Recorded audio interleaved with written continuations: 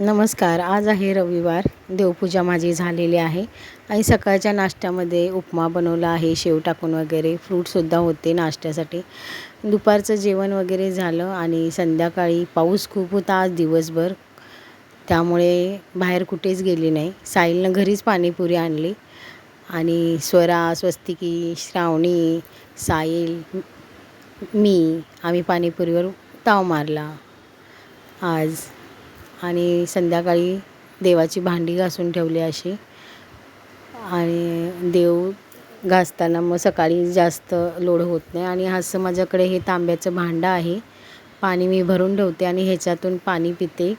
तांब्याच्या भांड्यातून पाणी पिलेलं चांगलं असतं. याचे खूप फायदे असतात. कुणाकुणाला काय काय फायदे आहेत ते माहिती ते मला नक्की कमेंट करून सांगा. मला तर एकच माहिती आहे की उष्णता ह्याच्यामुळे कमी होते.